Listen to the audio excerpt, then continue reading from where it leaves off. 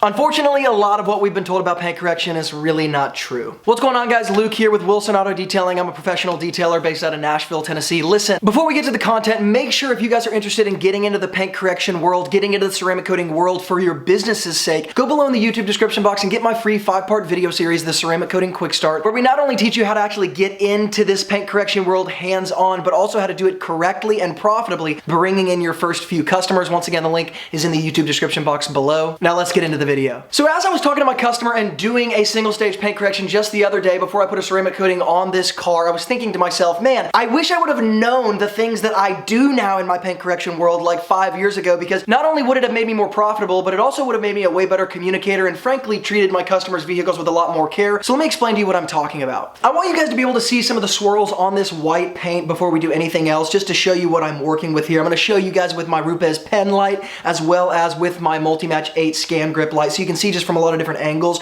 But of course, if you look kind of to the outside edges of the center bulb, you're going to be able to see those swirl marks really easily. This is a car that sat outside. It's going to continue to sit outside, and it's really just swirled up, right? Yes, it's got some paint chips. Yes, it's got some other issues, but the swirls are the biggest issue here because essentially they're creating the most refracting of the light that hits it, which gives us that lack of aesthetic or lack of visual appeal. And we want to take care of those swirls, not only because of the visual appeal and preparing it for ceramic coating, but also because of the price range that this particular customer is staying within. Now, the reason why I have this paint taped off in 3 different sections is because before I place any polisher on the paint, I am actually going to do 3 different test spots with my fine foam cutting pad from Coke Chemi and the F601 fine cut Coke Chemi product. The reason why I'm doing these 3 test spots is this. My philosophy in paint correction is always, how can I spend the least amount of time with my polisher on the paint and get the best results? Why? Because I'm removing the least amount of clear coat, and frankly, I'm beating up the paint as little as possible. This isn't something you hear about a lot in the paint correction world, but even when you're doing good paint correction, getting good results, you're introducing in the prep stage a lot of really heavy solvents that actually do affect the paint. We always talk about heat affecting the paint, but a lot of times really heavy solvent chemicals actually swell the paint. They have the same effect as heat does. Then you go in and add even more heat when you're doing 2-stage, 3-stage paint corrections, and over time, of course, we don't talk about it this way, but of course you have the body coat, the primer, the color, and the clear coat, and these things are not static. In other words, they actually can shift as you begin to implement that motion and the heat from the polisher over time, again and again around the paint. And this can lead to a lot of long-term issues, and this is why in some ways I call this abusing the paint, doing more than what we really should for the longevity and the lifetime of the paint in the car itself. So my philosophy is always going to be least amount of passes, least amount of time, and least aggressive first, only dipping my toes into the more aggressive things when I have to. So I've taped off 3 different test spots on this because I want to use that light cutting foam pad and that fine cut F601 polish from Coke Chemi because I am kind of experimenting with this polish and figuring out whether or not I like it. The first pass that I'm going to do is a 15-second time frame. It's going to be around maybe 5 to 8 passes. The middle one is going to be that 45-second time frame, and the third one is going to be a 60+ second, so a little bit over 1 minute. And all I want to do here is basically use the same exact pressure, same exact arm speed, same exact polisher speed, same exact polish, same exact foam pad. The only thing I'm changing is the number of passes and the amount of time that I actually spend on the paint. So I'm going to do that here to make sure that I get a good analysis of what the paint looks like before and what the paint looks like after in all of these 3 settings. Now, as we look at the finished result of these 3 test spots, I want to make a few notes. Number 1, we're getting really nuanced, and this is part of the point. You are not going to see a big difference whether we're looking at the 15-second, the 45-second, or the 60+ second area. Now, as we get more nuanced here, it's going to take a more trained eye to really be able to pick up on the differences here, but the conclusion that I came to is that 30 to 45-second time frame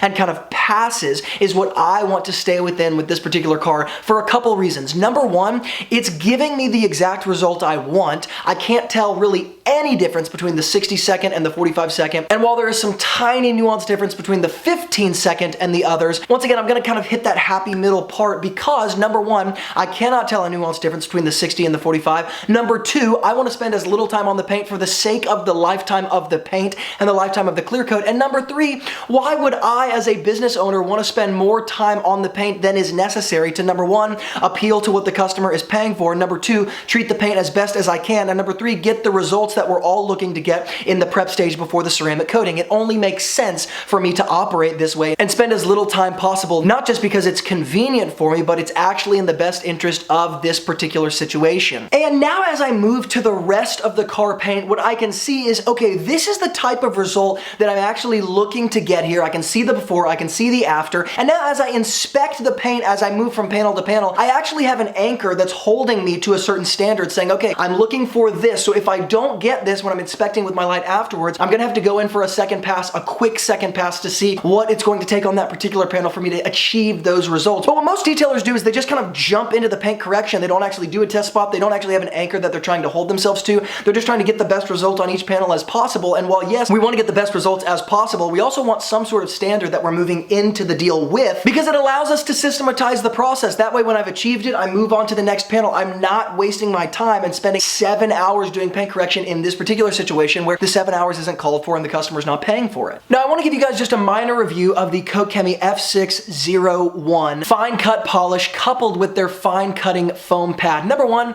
of the things I noticed about the fine cutting foam pad is that it is actually a little bit different than other foam pads that I've used that kind of are in that category of fine cut, simply because it's a really stiff foam pad, and as of course it heats up a little bit underneath the polisher, it does get a little bit more malleable, but nonetheless it doesn't have a lot of give to it. And I'd actually love to ask Kokemi a little bit more about their pads, so maybe I can get them on the channel here soon. Now using their fine cut polish, it worked very, very well, like I said, as I already specified, in that 30 to 45 second range. One of the things I did figure out with this particular polish about halfway through the car, because it is my first time using it, is that as I pushed more towards that 45 second mark, I left the polish on the paint and let those abrasives roll around under the pad for a little bit longer.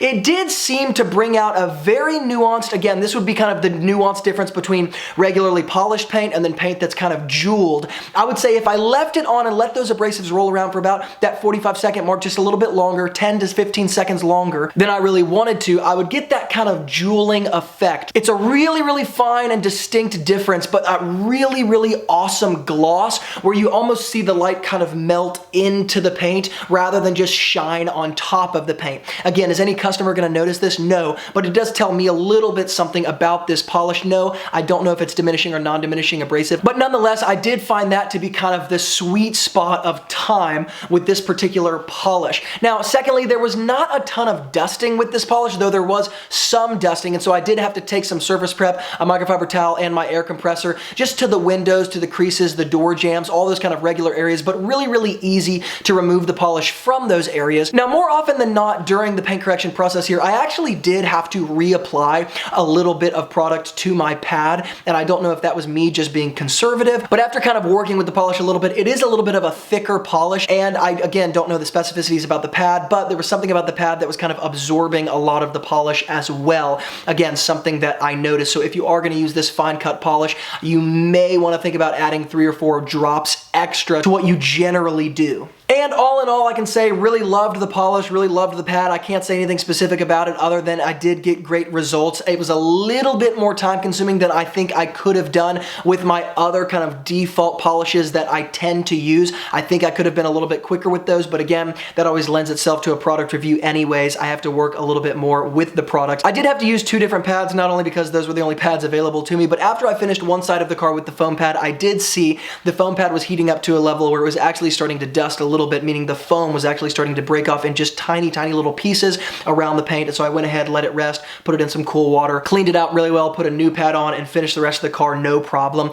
But again, about one side of the car was enough for that foam pad, and I wouldn't use it any more than that. So while we've all been kind of groomed to believe that we want to do these 2-stage, 3-stage corrections, wet sanding beforehand, and really extreme stuff to get the best results possible, sometimes that actually isn't the philosophy to proceed with. And frankly, even with our students in our training programs, we do not teach people to approach paint correction this way because it just doesn't make sense, not only for the lifetime of the paint over the long term, but also generally for the interest of the customer in terms of what they want to pay for, what they don't want to pay for, what they notice, what they don't notice, what they care about, what they don't care about. This actually allows us to separate our own detailer's ego of what we want in the paint correction process from what the customer actually wants in the paint correction process. And number 3, as we're running a business, it is necessary to do this kind of thing and approach things with this sort of idea because it allows us to really compartmentalize and systematize things moving through the process at a reasonable rate. So guys, if you're interested in the paint correction products that I used in this particular situation with this particular vehicle, they will all be linked up in the YouTube description box below, as well as the preparation products that I used before actually moving into the paint correction stage, so that you make sure you're washing, stripping, and decontaminating the paint correctly before you ever move into touching a polisher to the paint. And like I said, if you guys want to grab that ceramic coating quick start, it is below in the YouTube description box. Totally free 5-part video series teaching you guys how to do exactly this, but in real life with a customer paying you money. Guys, if you like this type of content, make sure to hit the like button, because it lets me know that, oh, people actually are looking for this type of content, for this type of approach in their own paint correction and business world, and I would love to talk more about it. Thank you guys so much for watching, and as always from Luke here at Wilson Auto Detailing, keep working hard, and I'll see you guys in the next video.